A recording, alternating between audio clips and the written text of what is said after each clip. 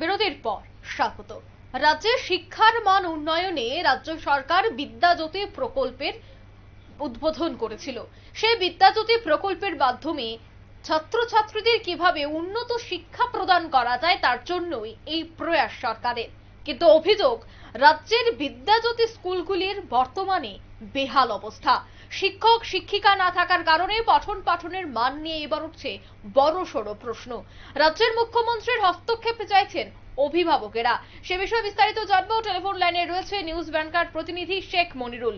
মনিরুল, রাজ্যে বিদ্যাজ্যোতি প্রকল্প, সেই প্রকল্পের মাধ্যমে ছাত্রছাত্রীদের শিক্ষার মান উন্নয়নের জন্য রাজ্য সরকার প্রচুর টাকা খরচ করেছে, কিন্তু অভিযোগ যে বর্তমানে সেই প্রকল্প একেবারে মুখ থুবড়ে পড়েছে, নেই শিক্ষক শিক্ষিকা। কি বলবে?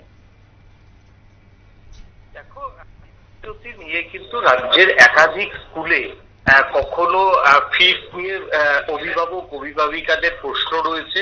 ফিস কমানোর দাবিতে সরব হয়েছেন, বহুবার সরব হয়েছেন কিন্তু অভিভাবক অভিভাবিকারা। এই বিদ্যাজ্যোতি স্কুলগুলি কেন করা হয়েছে সেটা সবার আগে বুঝতে হবে।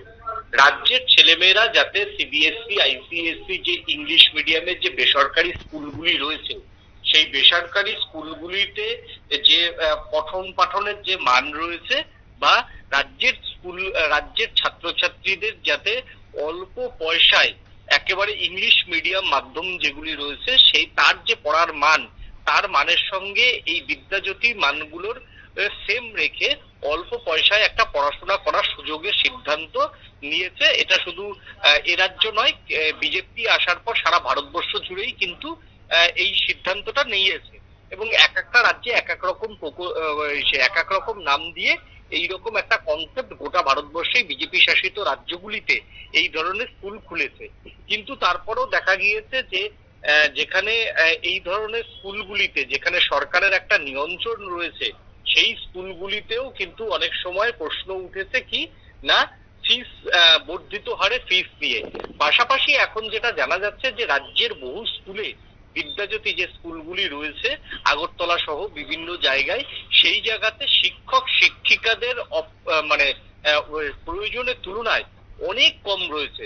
এখন যাদের তথাকথিত ভাবে ইংরেজি মিডিয়াম, বেসরকারি ইংরেজি মিডিয়ামে পড়াশোনা করার ক্ষমতা নেই যাদের, তারা অনেকেই কিন্তু বিদ্যাজ্যোতি প্রকল্পের আওতাধীন যে স্কুলগুলি রয়েছে অর্থাৎ ইংলিশ মিডিয়ামে পড়ার জন্য এই ধরনের স্কুলগুলি নিয়ে বেশি আগ্রহ প্রকাশ করেছে, প্রচুর ছাত্রছাত্রীও ভর্তি হয়েছে।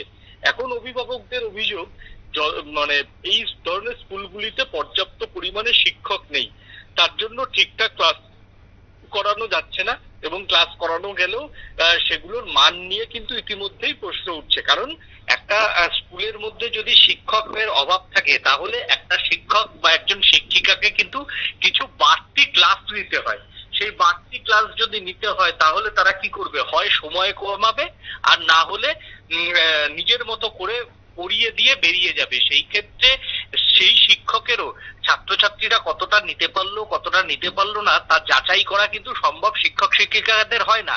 এই ক্ষেত্রে ঠিক সেটাই হচ্ছে বলে কিন্তু অভিযোগ করছেন রাজ্যের একাংশের অভিভাবকরা, এবং তারা যেটা চাইছেন যে রাজ্যের এই বিদ্যাজ্যোতি স্কুলগুলিতে অন্তত কম পয়সায় ইংরেজি মাধ্যমে পড়াশোনা বা ইংরেজি শিক্ষাটা লাভ করা যায়, সেই ধরনের স্কুলগুলিতে যাতে শিক্ষকের অপূর্ণতা কমে, তার জন্য মুখ্যমন্ত্রী এই হস্তক্ষেপ করুক, এবং এই ধরনের স্কুলগুলিতে যাতে দ্রুত শিক্ষক নিয়োগ প্রক্রিয়া সম্পূর্ণ করা যায়, তার জন্য কিন্তু অনেকেই রাজ্যের শিক্ষামন্ত্রী তথা মুখ্যমন্ত্রীর কাছে দাবি জানাচ্ছেন।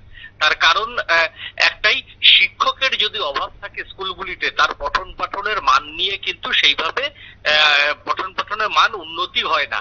এবং আমরা জানি এখনকার যে ভারতবর্ষে এক সময় বিজেপি তারা নিজেরাই বলছে সারা দেশে এক বিদ্যুৎ এক রেশন কার্ড, সারা দেশে ইউনিয়ন সিভিল কোড, এক পুলিশ এক আইন, এক নিশান এক বিধান। তাহলে আগামী দিনে যদি শিক্ষা ব্যবস্থা এক দেশ এক শিক্ষা হয়, তাহলে সেই ক্ষেত্রে যদি আমাদের রাজ্যের স্কুলগুলিতে যদি পঠন পাঠনের মান খারাপ থাকে, তাহলে সর্বভারতীয় পরীক্ষাগুলি দিতে গেলে, বিশেষ করে সেন্ট্রাল গভর্নমেন্টের যে পরীক্ষাগুলি হয়, সেই পরীক্ষাগুলি দিতে গেলে কিন্তু আমাদের যারা স্কুলে এর ছাত্রছাত্রীরা তাদের কিন্তু অসুবিধার মধ্যে পড়তে হবে। সেই জায়গাতে দাঁড়িয়ে রাজ্যের বিদ্যাজ্যোতি যে স্কুলগুলি তার মান কিন্তু বাড়ানো একান্তই প্রয়োজন। তার জন্য প্রয়োজনে পরিকাঠামো বৃদ্ধি, প্রয়োজনে সবার প্রথমে হচ্ছে শিক্ষক শিক্ষিকা, যোগ্য শিক্ষক শিক্ষিকা বৃদ্ধি করতে হবে।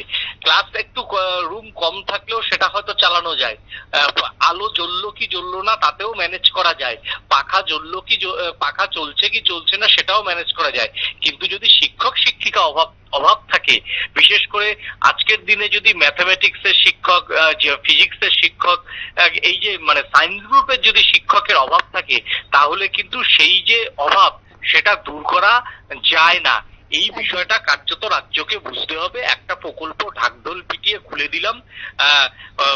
ভাষণে, এবার নির্বাচনী ভাষণে দেখলাম বিদ্যাজ্যোতি স্কুল নিয়ে রাজ্যের মুখ্যমন্ত্রী সহ একাধিক মন্ত্রীর গলায় একে প্রশংসা, কিন্তু সেই প্রশংসা অচিরেই কিন্তু মুখ থুবড়ে পড়তে পারে যদি শিক্ষক শিক্ষিকা না থাকে। যদি এ রাজ্যের থেকে ছেলেমেয়েরা যারা বিদ্যাজ্যোতি স্কুল থেকে পাশ করছেন, তারা যদি সর্বভারতীয় কম্পিটিশন এক্সামে আগামী দিনে দাঁড়াতে না পারে, তাহলে কিন্তু সেই শিক্ষার মান নিয়ে প্রশ্ন উঠবে। এবং এখন যারা সরকারে রয়েছেন, যারা শিক্ষামন্ত্রী রয়েছেন, যারা এর দেখভাল করছেন, তাদেরও গ্রহণযোগ্যতা নিয়ে কিন্তু জনমানসে প্রশ্ন উঠবে। তাই অভিভাবক অভিভাবিকেরা চাইছে আগে যোগ্য শিক্ষক এই স্কুলগুলিতে আসুক, যাতে ছাত্রছাত্রীরা যারা রয়েছে তাদের যদি ঠিকমতো পড়াশোনাটা করানো যায়, বিশেষ করে সায়েন্স গ্রুপে। অঙ্কিতা, ধন্যবাদ মনিরুল। অর্থাৎ রাজ্যের শিক্ষামন্ত্রীর দায়িত্বে রয়েছেন রাজ্যের মুখ্যমন্ত্রী মানিক সাহা।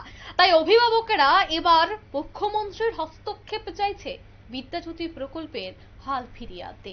নিয়ে নিচে ছোট্ট একটি বিজ্ঞাপন বিরতি, সঙ্গে থাকুন।